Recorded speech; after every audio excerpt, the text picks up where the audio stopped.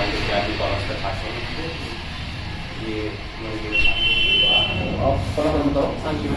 बैठे बैठे बोलना है। तुम कॉमर्स तुम बायो।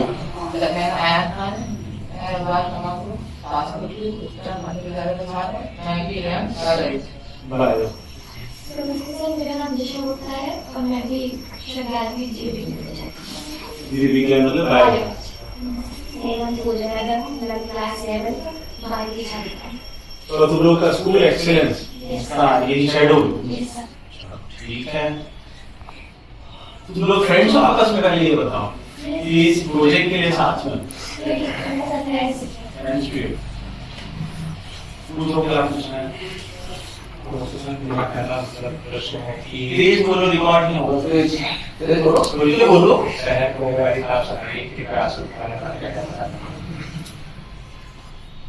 तो तुम लोगों को क्या पता है पहले बताओ।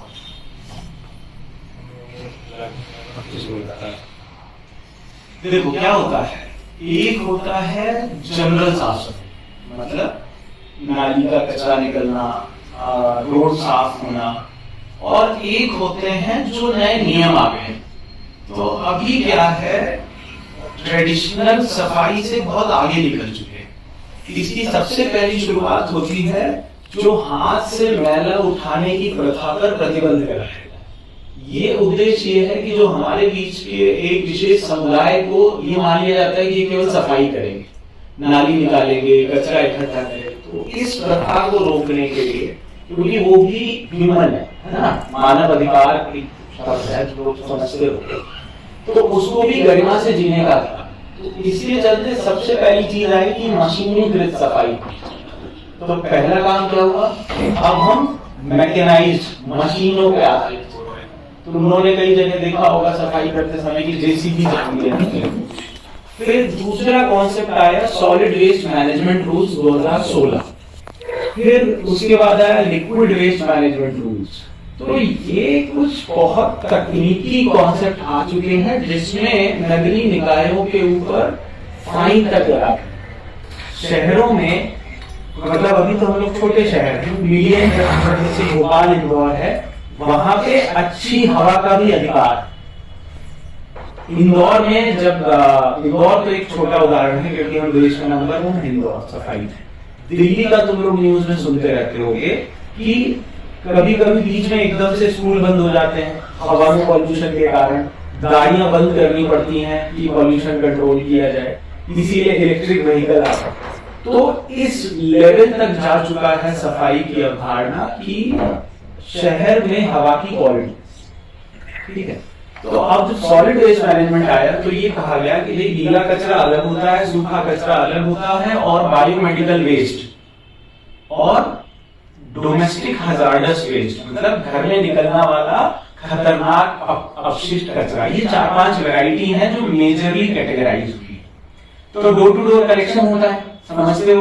डोर टू डोर कलेक्शन क्या होता है, जानते हो क्या होता है? जो घर घर कचरे की गाड़ियां हैं, करेक्ट, आती है। कल ये बताओ कितने घरों में सबके घर आती है? हाँ, ये मैंने इसीलिए पूछा कि क्यों नहीं आती। जैसे 5 लोग हो तो 3 जगह आ रही है, 2 जगह नहीं आ रही है। ये रिपोर्ट हर घर से रोज कचरा कहाँ से आता है, बताओ।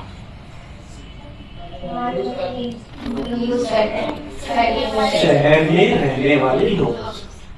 कभी भी जंगल चले जाओ तुम्हें कचरा नहीं मिलेगा। क्यों? क्योंकि हम लोग वहां, तो कचरा कहां से आता है? तो एक कॉन्सेप्ट है, लगभग 275 ग्राम प्रति व्यक्ति कचरा हम लोग रोज वेस्ट निकालते हैं। ये अवधारणा है जिस अवधारणा पे पूरा आकलन।